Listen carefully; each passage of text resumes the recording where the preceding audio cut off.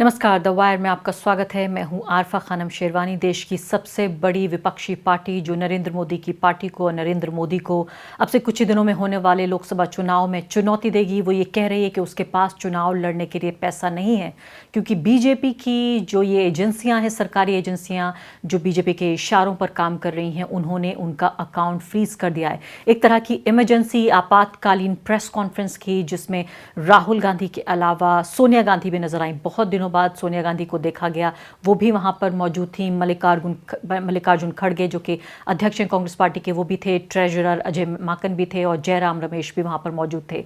इन तमाम लोगों ने मिलकर प्रेस कॉन्फ्रेंस की। बहुत लंबी प्रेस कॉन्फ्रेंस नहीं थी, लेकिन बहुत ही तीखी और शार्प बात, दो टूक बात कह के ये लोग वहां से चले गए। पत्रकारों के सवालों का जवाब भी दिया। सबसे बड़ी बात राहुल गांधी ने जो कही इस पूरे मुद्दे पर, जो हर किसी के लिए एक तरह से परेशान करने वाली है, चुनाव से ठीक पहले जब इलेक्टोरल बॉन्ड्स का मुद्दा हम चर्चा कर रहे हैं कि कैसे यहाँ पर अंग्रेजी में जिसे लेवल प्लेइंग फील्ड कहते हैं, यानी कि एक ऐसा समतल मैदान जो तमाम खिलाड़ियों को मिलना चाहिए।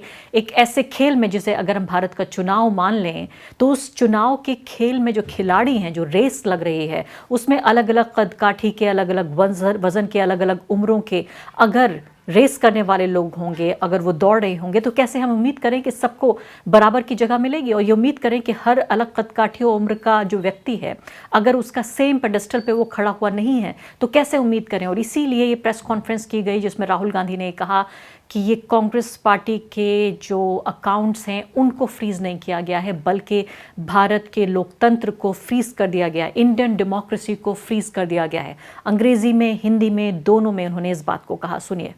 Please understand, this is not freezing of the Congress party's bank accounts.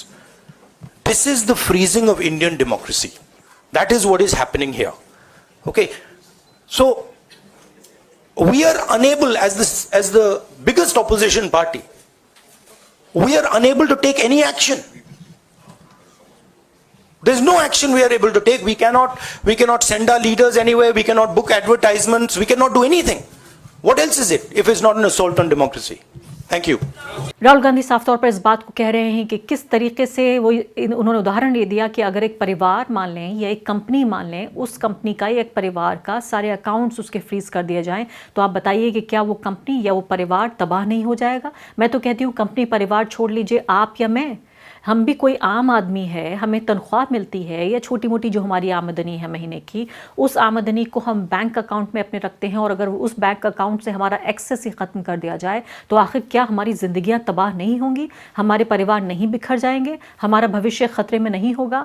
और ये सब कुछ किया गया है, ये बता रहे हैं राहुल गांधी और सोनिया गांधी। सोनिया गांधी ने तो बातचीत ज़्यादा नहीं की, थोड़ी ही देर वो बोली, लेकिन अजय माकन ने कई चौंकाने वाली चीज़ें सामने रखी। उससे पहले राहुल गांधी ने कहा 2017-18 का ये पूरा मामला है, टैक्स रिटर्न से जुड़ा हुआ ये मामला है, जिसका उनको ये कहना था कि जिसका जो जुर्माना है वो हो सकता था 10,000 रुपये, लेकिन 210 करोड़ रुपए का ये जुर्माना किस तरह से इनको डिफ़ॉल्टर बनाया गया है। इस कांग्रेस पार्टी की प्रेस कॉन्फ्रेंस के बाद बीजेपी ने भी प्रेस कॉन्फ्रेंस की। रविशंकर प्रसाद उसमें थे, संबित पात्रा थे।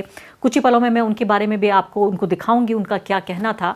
और बहुत हैरान करने वाली बात है, इतने अहंकार से भरे हुए थे दोनों पार्टियों के जो नेता थे, इस पार्टी के, बीजेपी के जो दोनों नेता थे, अहंकार से भरे हुए थे। लेकिन जो सबसे खास बात उन्होंने कही कि अब चुनाव से ठीक 2 महीने पहले इस पूरे मामले को उठाने का औचित्य क्या है। अगर 6-7 साल से ये फाइल नहीं हो रहा था, ये अगर फाइलिंग में देरी हो रही थी, तो उसको तब उठाना चाहिए था। अब उठाने का इसका क्या मतलब है?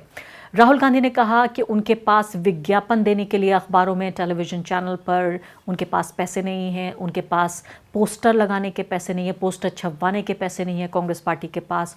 उनके कार्यकर्ताओं को ट्रेन का टिकट भी, यानी आप हवाई जहाज़ का तो भूल जाइए, ट्रेन का टिकट अपने कार्यकर्ताओं को देने के लिए पैसे नहीं है। इसके अलावा आप जानते हैं कि पूरा चुनाव पैसे का ये खेल है। अगर जायज़ तरीके से भी आप पूरे तरीके से चुनाव लड़ना चाहते हैं, तब भी जायज़ तरीके से भी जो पैसा चाहिए वो भी कांग्रेस पार्टी को नहीं मिल रहा है। 10 साल से ये पार्टी सत्ता में नहीं है।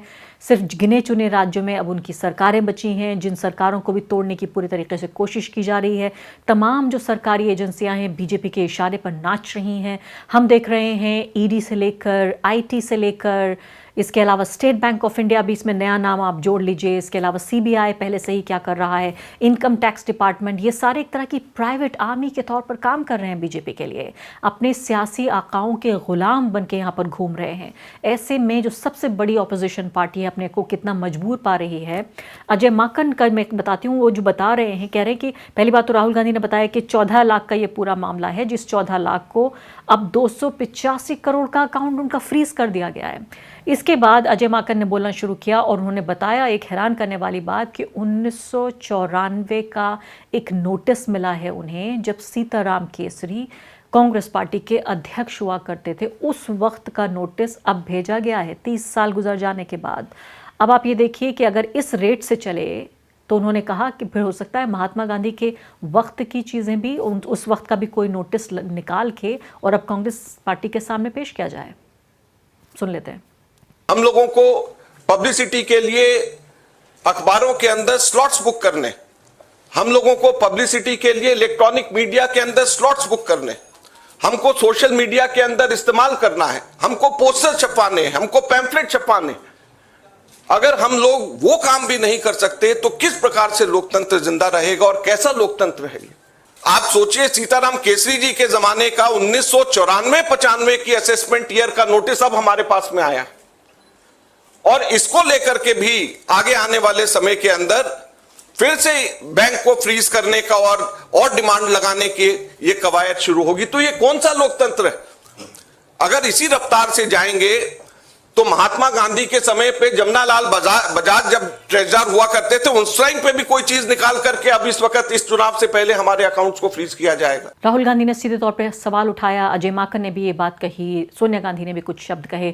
सीधे तौर पे वो कह रहे हैं कि जब किसी पॉलिटिकल पार्टी को इस तरह पहले कोई किस तरह की पेनल्टी या इस तरह की किसी कार्रवाई का सामना नहीं करना पड़ा, तो अचानक क्यों कांग्रेस पार्टी को ऐसा कहा जा रहा है? क्या बीजेपी को कभी कांग्रेस के राज में इस तरह की परेशानी का सामना करना पड़ा? क्या वाकई इतनी परफेक्ट पार्टी है, आदर्श पार्टी है बीजेपी या कोई भी दूसरी पार्टी की? सिर्फ कांग्रेस पार्टी को ऐसा क्यों इस तरह की सज़ा दी जा रही है कि चुनाव से ठीक पहले उनके चुनाव लड़ने की जो पूरी क्षमता है उसमें एक तरह से बाधा डालने का ये पूरा काम किया जा रहा है। और बीजेपी ये सीधे तौर पर राहुल गांधी ने कहा ये चुनाव का इंतज़ार कर रही थी ताकि इससे ठीक पहले उसको पैरालाइज करने की कोशिश की जाए, उसको एक तरह से अपाहिज बनाने की कोशिश की जाए कि उनके पास कोई पैसा ना बचे चुनाव लड़ने के लिए। पूरी जो फाइनेंशियल आइडेंटिटी, उन्होंने कहा जो वित्तीय पहचान है उस पॉलिटिकल पार्टी की, उसको क्रश किया जा रहा है, कुचला जा रहा है, ताकि किसी तरीके से कोई भी एडवर्टीजमेंट ना किया जा सके, कोई विज्ञापन ना दे सकें, पोस्टर ना छाप सकें, उनके कार्यकर्ता एक जगह से दूसरी जगह ना जा सकें।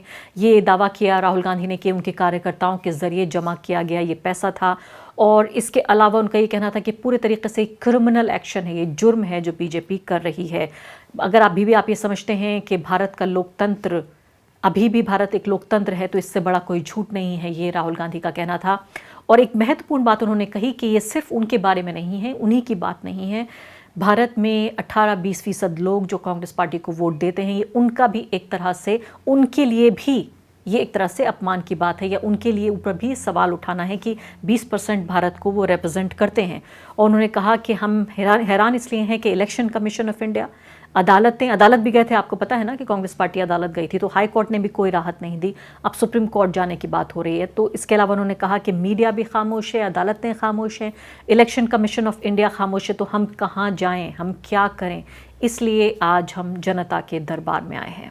One notice comes from the 90s, another notice comes from 6-7 years ago. Quantum amount, 14 lakh rupees. And punishment, our entire financial identity. Right? What's interesting to me is that there are institutions in this country that are supposed to protect the democratic framework. There are the courts in the country, there's the election commission in the country, right? And nothing is happening.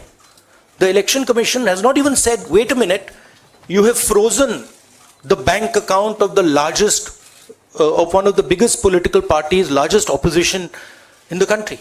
तो साफ तौर पे वो कह रहे हैं कि ऐसे वक्त में जबकि हमको चुनाव की तैयारी करनी चाहिए, उसके लिए हमें रणनीति बनानी चाहिए, ऐसे वक्त में हम अदालतों के चक्कर काट रहे हैं, हम वकीलों के चक्कर काट रहे हैं, हम सारा वक्त अपना इसमें ज़ाया कर रहे हैं, जबकि हमें ये सारा वक्त खर्च करना था चुनाव लड़ने की प्रक्रिया में। इस सबको बाधित करने की ये पूरे तरीके से कोशिश है। अब यहाँ पर आप ये देखिए कि पूरा जो जवाब आया, जो रविशंकर प्रसाद और साथ ही संबित पात्रा आए और फ़ौरन उन्होंने बैक टू बैक इस बात की तारीफ करनी पड़ेगी कि चाहे 400 पार का कितना भी दावा कर रही हो बीजेपी, लेकिन सतर्क रहते हैं, एक्टिव रहते हैं। बिल्कुल जैसे ये प्रेस कॉन्फ्रेंस खत्म हुई उसके तुरंत बाद जो है बीजेपी की प्रेस कॉन्फ्रेंस आ गई। ये तो चलिए आपातकालीन अगर इनकी प्रेस कॉन्फ्रेंस थी, लेकिन जवाब के तौर पर फ़ौरन हाजिर हो गए पूर्व मंत्री और संबित पात्रा दोनों। उन्होंने कहा कि ये हार की हताशा, यानी जो होने वाली संभावित आशंकित हार है, उसके बहाने के तौर पर, उस हताशा के बहाने के तौर पर इस्तेमाल कर रहे हैं राहुल गांधी। रविशंकर प्रसाद का ये कहना था। और राहुल गांधी ऐसे कहने की कोशिश कर रहे हैं कि कांग्रेस पार्टी ही देश है, क्या एक पार्टी देश बन जाएगी? और इस बहाने वो देश को शर्मसार करने की कोशिश कर रहे हैं। और साथ साथ उन्होंने मौक किया, मजाक उड़ाया राहुल गांधी का, उनकी पार्टी कांग्रेस पार्टी का, और कहा कि जब आपको जनता वोट नहीं देती राहुल गांधी, तो इसमें हमारी क्या गलती है, तो इसमें हम क्या करें? राहुल गांधी को आप जितना बोलने देंगे उतना नुकसान होगा। सुन लेते हैं। अगर राहुल गांधी, सोनिया जी और खरगे जी के सामूहिक प्रेस को एक शब्द में कहा जाए तो हार की हताशा में बहाना ढूंढा गया है। मैं फिर कह रहा हूं, आने वाले लोकसभा चुनाव में हार की हताशा में एक बहाना ढूंढा गया है। In utter desperation of imminent defeat, the Congress party at the highest level sought to create an alibi today. कुछ तो बोले। फिर संबित पात्रा भी बढ़ चढ़ कर आए और बोलने लगे कि आप ये देखिए कि भारत की मीडिया और लोकतंत्र पे उनको गर्व है, क्योंकि राहुल गांधी ने ये कहा ना कि अगर ये सब कुछ नहीं सुन रहे हैं, साइलेंट हैं, जाहिर है जो मीडिया जिस तरह का कवरेज देती है बीजेपी को गर्व नहीं होगा तो किसको होगा? ये पूरी मीडिया जो मुख्य धारा की मीडिया है उन्हीं के जरिए बनाई गई है, उन्हीं के जरिए फंड की गई है। तो अगर ये नहीं गर्व करेंगे मीडिया के ऊपर, उन टीवी चैनलों के एंकरों के ऊपर जो कि सीधे तौर पर उनके प्रोपेगेंडिस्ट बन गए हैं, तो आखिर उनका ड्रम पीटते हैं, ढोल बजाते हैं सुबह शाम दिन रात, तो किसको गर्व होगा इस बात पर? तो सीधे तौर पे कह रहे हैं कि उन्हें बड़ा गर्व है। और ये एंटाइटलमेंट का दौर ख़त्म हो चुका है, जब राजकुमार ये समझते थे कि अगर वो डिफ़ॉल्टर हैं तो उनको डिफ़ॉल्टर की तरह ट्रीट ना किया जाए। नेशनल हेराल्ड का केस भी उन्होंने याद दिलाया और कहा कि 5,000 करोड़ का ये पूरा घोटाला है, जिसमें सोनिया गांधी और राहुल गांधी अक्यूज नंबर 1 और अक्यूज नंबर 2 हैं। जहां तक कांग्रेस पार्टी और खर्च का सवाल है, सोनिया जी और राहुल जी दोनों मंच पर मौजूद थे। दोनों आज मुचलके पे बाहर हैं, बेल पे बाहर है, क्योंकि 5,000 करोड़ रुपए का गबन किया है मां बेटे ने, अक्यूज नंबर 1 और अक्यूज नंबर 2 इन नेशनल हेराल्ड केस, जिसके घर के अंदर, कोठी के अंदर केवल एक भ्रष्टाचार से 5,000 करोड़ रुपए रखे हो। और A to Z of Congress corruption, Agusta Westland से जेड तक अगर हम चले जाएंगे तो जो रकम उस कोठी के अंदर रखी हुई है, एक इलेक्शन नहीं पूरे विश्व के इलेक्शन को फंड करने के लिए यथेष्ट है। चलिए, बयानबाजियों का ये पूरा जो सिलसिला है ये तो ज़रूर चलेगा, लेकिन वाकई अपने आप में ये बेहद आशंकित करने वाली और डराने वाली ये खबर है कि एक देश की सबसे बड़ी पार्टी, सबसे बड़ी ऑपोजिशन पार्टी अगर ये कह रही है कि वो अपने आप को पैरालाइज महसूस कर रही है, उसके पास फंड नहीं है बुनियादी चुनावी कार्यक्रम आगे बढ़ाने के लिए, तो ये पूरे तरीके से जो आने वाला चुनाव है उसकी पूरी प्रक्रिया और उसके भविष्य, उसके नतीजे, इस सब पर सवाल खड़ा करती है। द वायर के और वीडियोस देखने के लिए सब्सक्राइब करें और बेल आइकन पर क्लिक करें। स्वतंत्र पत्रकारिता की आर्थिक मदद करने के लिए डिस्क्रिप्शन में दिए गए लिंक पर जाएं और अपनी राशि चुनें।